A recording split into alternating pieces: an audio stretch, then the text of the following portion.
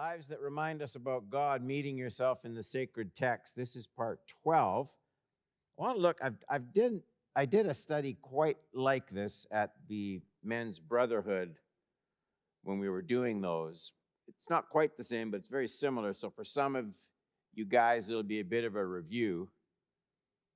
Nehemiah, rebuilding through the rubble of life. Rebuilding through the rubble of life. I'm going to be looking at Nehemiah chapter 2. We'll cover pretty much the whole chapter, but I'm not going to read the whole chapter right now at the beginning of the study. Maybe just some background would be in order. Nehemiah has the task of leading a group of exiles who had been judged by God out of Persian captivity to rebuild the walls of the ancient city of Jerusalem. The worship had already been restored at the temple. Ezra and others in your Bible, you'll read of that account. But the city, so there's the temple, some worship restored, but the city, the walls around it aren't restored, aren't rebuilt.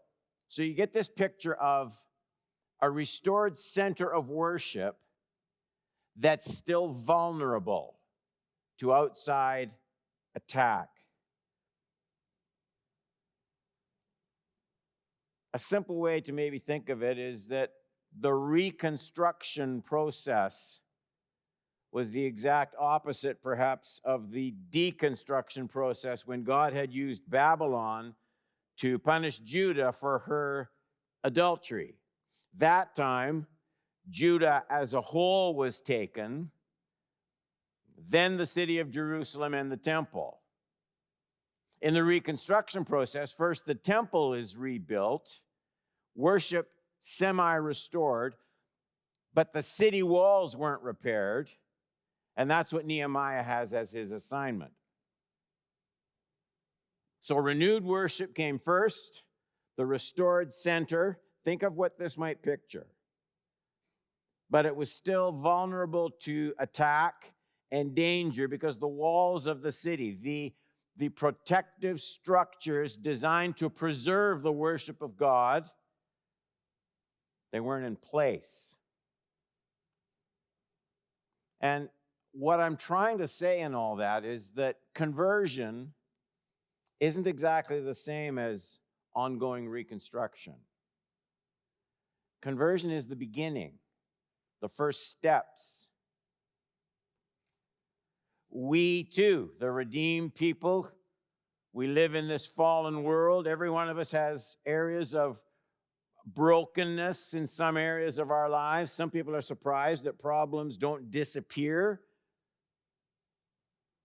just because they've been saved, converted, born again, whatever term you want to use. Many things don't come together for us overnight. I wonder how many people wrestle with discouragement and even condemnation because they confused the beginning of the Christian life with the ongoing reconstruction of the life, confusing the beginning with the completion. So that's what I'm looking at with Nehemiah. I have, I think, 4 or 5 points. First, waiting until the time is right. Nehemiah 2, verse 1. In the month of Nisan, in the 20th year of King Artaxerxes, when wine was before him, I took up the wine and gave it to the king. Now I had not been sad in his presence. Now, some of the details matter, even though they don't seem that striking. There's an important truth kind of tucked in here. The month of Nisan, it's mentioned in the very first sentence of verse 1. It's about 5 months after Nehemiah first became aware of the problem. That was Nehemiah chapter 1, verse 1, the month of Chislev, which would be somewhat comparison to our January, not quite. So about 5 months have passed. 5 months before Nehemiah does anything. He hears about the destruction, the walls not being built, the vulnerability of the temple and the worship. It breaks his heart. And he sits on it for 5 months.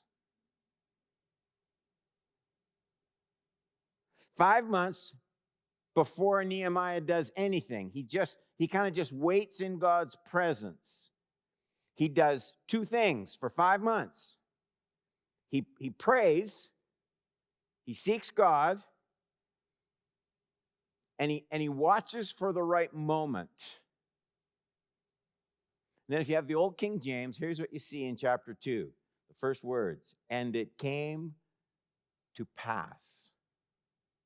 What great words.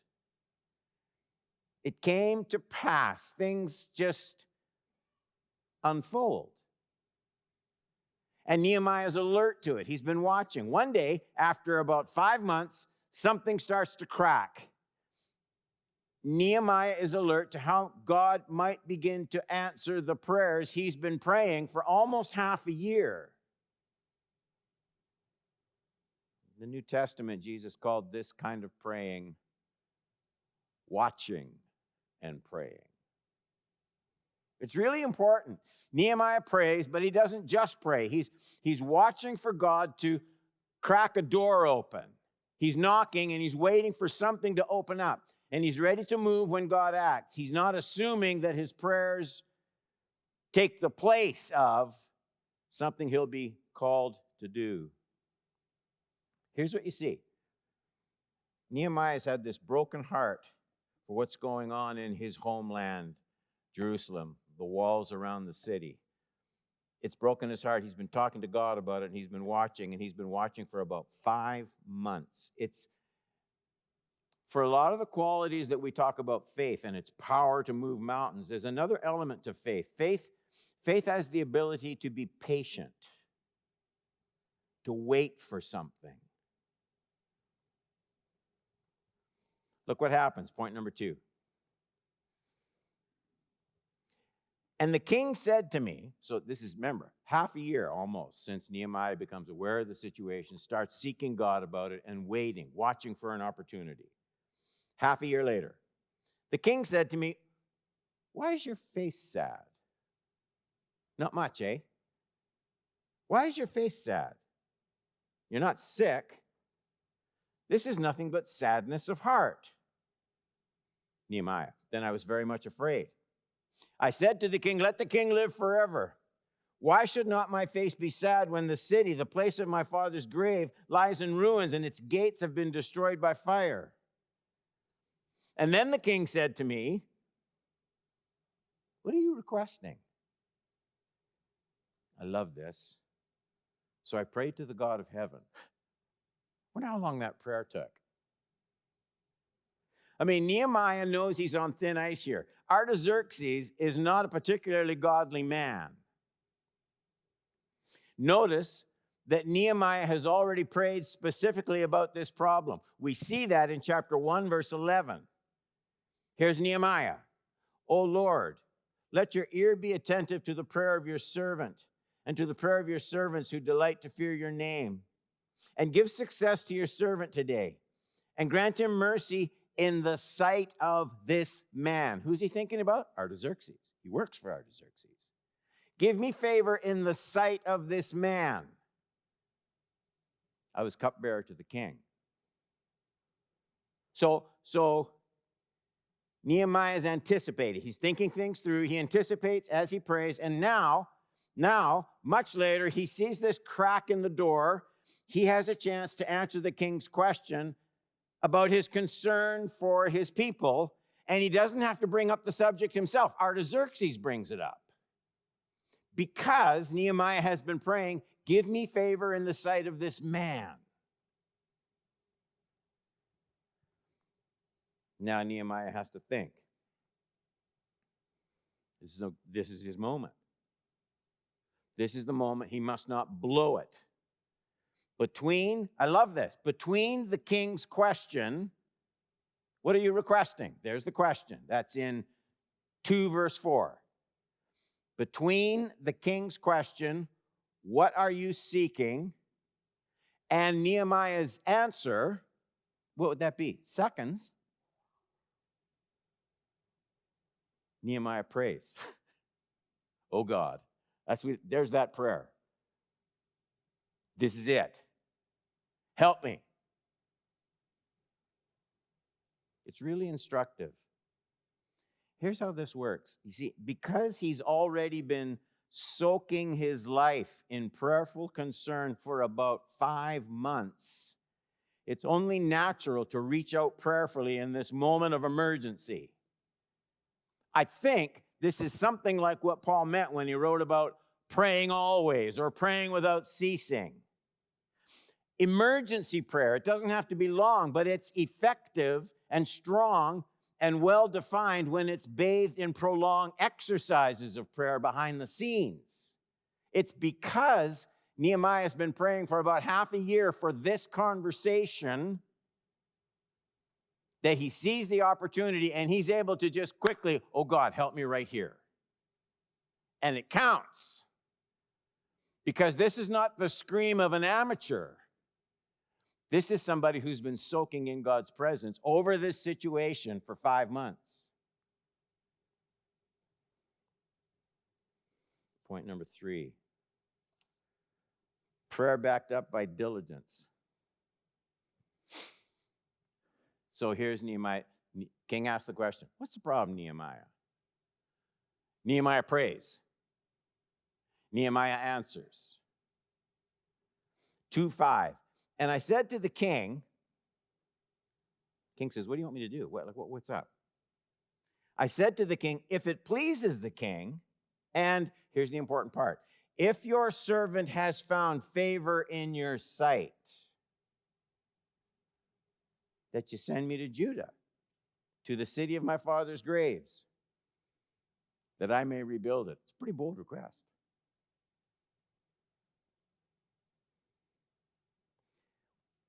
There's 2 things that make this work for Nehemiah. First, the prayer. Talked a lot about that. Then the quick prayer. But there's something else in this verse. In addition to praying, notice in the middle of verse 5, if it pleases the king. What would make it please the king? If your servant has found favor in your sight. That the prayer life and good diligence go hand in hand and work well together is what I see in this text. Artaxerxes wants to help Nehemiah because he knows he's no slouch. He doesn't want to be without Nehemiah because he's found favor in the sight of the king. He couldn't afford to be without him. It's a really important point to keep in focus when you're asking God to use you, maybe in some area of ministry. There are dozens of applications. I'm praying for the salvation of my boss. That's great. Do you do a good job at work? Because that's going to help. You're praying for your teenager. That's good. Lots of people are. You provide a good example. You go to church regularly. You're praying for your church. It's great. Do you teach a class in Christian Ed or a core group? The power of prayer is always best united with the power of godly discipline.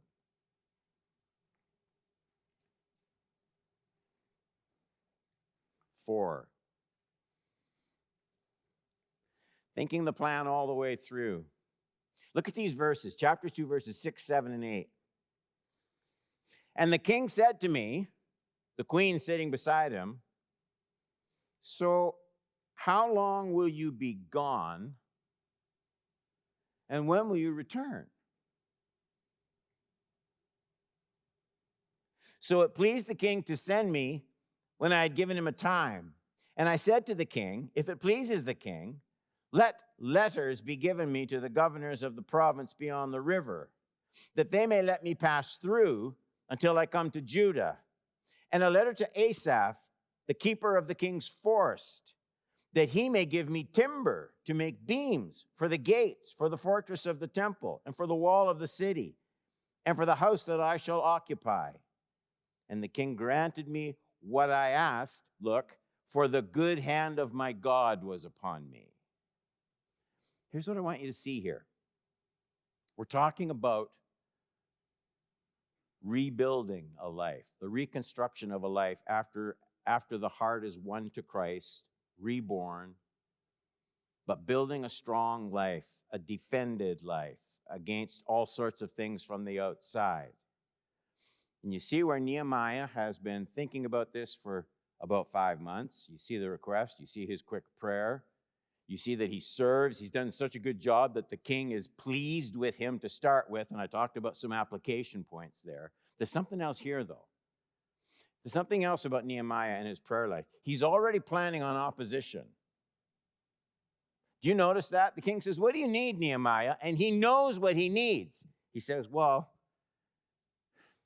I'm going to need letters of permission. Because once I'm out of here, there's going to be all sorts of people who are going to want to stop me from doing this." And he doesn't just assume that because God answered his prayer and is opening this door, that he doesn't have to plan some of the details. Oh, and I'm going to need a letter for Asaph and the king's forest. You know what? Because you need materials to build walls. And he's thought about all this. So he prays, he does a good job, and he has a plan. He knows just because God has answered his prayer doesn't mean there's not going to be opposition to it down the road. And he's already planning on it. He's already thinking about the obstacles that are going to be in his way. The king doesn't bring any of that up. Nehemiah brings it all up. Please notice that faith and prayer don't exclude the need to think. God does sometimes call a person just to follow without any thought required, like Abraham. I'm simply here tonight telling you that's not the normal way in which he works in our lives. So Nehemiah, he could just get excited, "Oh, praise God, let's get these walls up." No. I want letters of permission in verse 7. I want the materials all lined up and waiting for me in verse 8. It just relates so clearly to the rebuilding of our lives after we come to Jesus. And I'm trying to find a nice way to say it, but one of the reasons some people succeed more than others is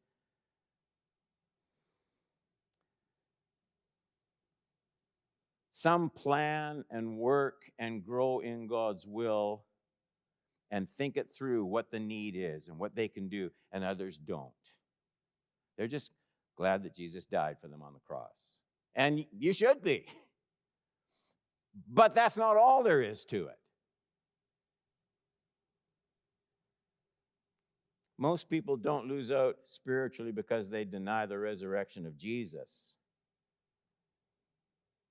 They simply do little things like don't break the habits that fill the mind with trivial thoughts, or don't meet regularly with fellow Christians, or try and profess Christ while sampling the sins of the world. They don't have a plan to carry out the good intentions that they have for the Lord. They're just intentions.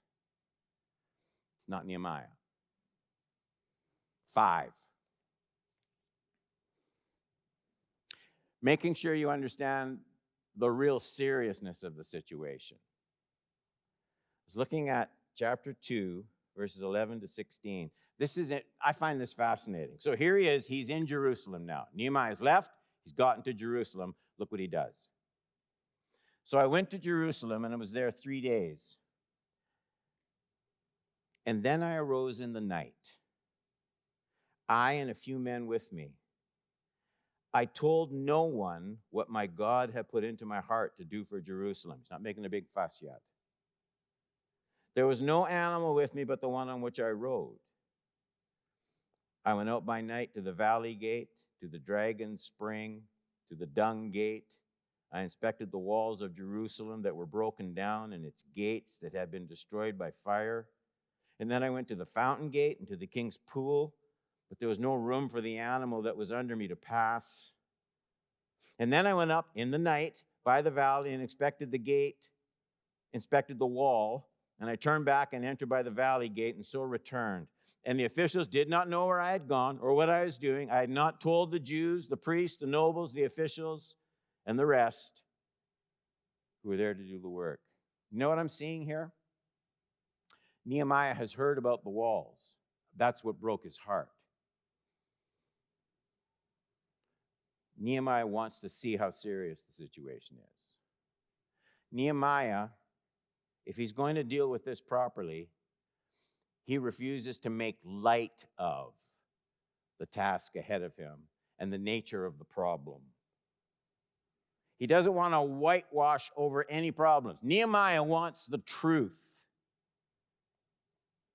No matter how painful it may be,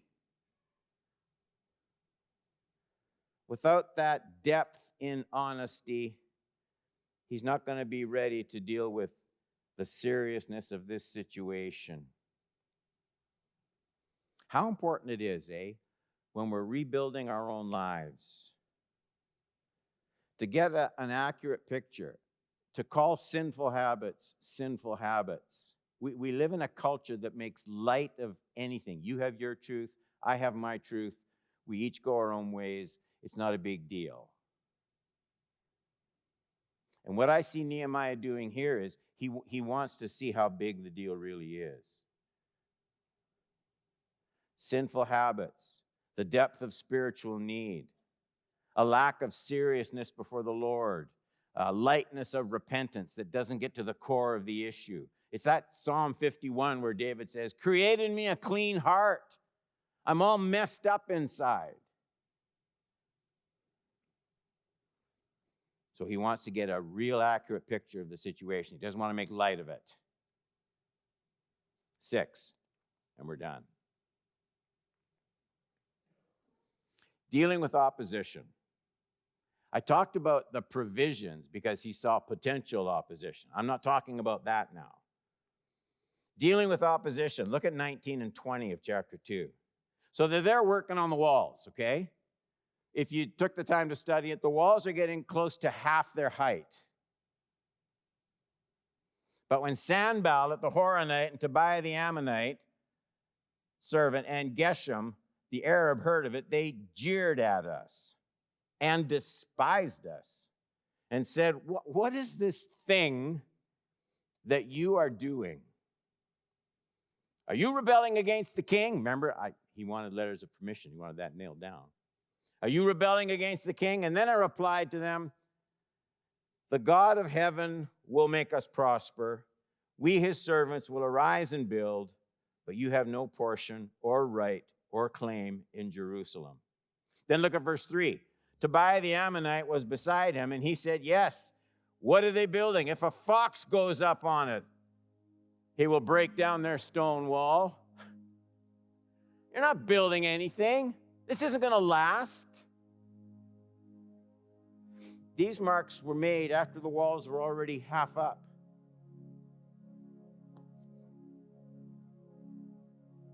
The minute you get serious about rebuilding anything in your life, following in God's ways, even when it's difficult, the minute you start, don't think for a minute that there isn't an enemy of your soul who's going to come and say, "You tried this before. Didn't work then, did it? You're bound up in the same thing again." This will work for other Christians. It's not going to work for you. Anytime God starts to do something of substance in your life, the enemy will try and tear down what God builds up. And if I could encourage you in any way at all, it would be this. The minute, and you know that condemnation that can settle in on your own heart, the way the devil works, the minute that happens, you should know right off the bat, there must be something good God is doing here. It might not be done, and it might not look like much yet, but if God wasn't doing something, this enemy would leave us alone. He hates to see people set to do the work of rebuilding their lives. And so that's my picture of Nehemiah. That's my picture of Nehemiah. All of us can find areas that we're saved, born again, God's work of grace, forgiving, touching our hearts. But there's not one of us in this room, I'm sorry, there's not one of us in this room where the Lord can't come and say, I'd like to work on this in your life, Don. I'd like to rebuild this in your life. And set your hand to it. And do it with prayer, do it with patience, do it with diligence, and don't quit every time the devil tells you to. And everyone said,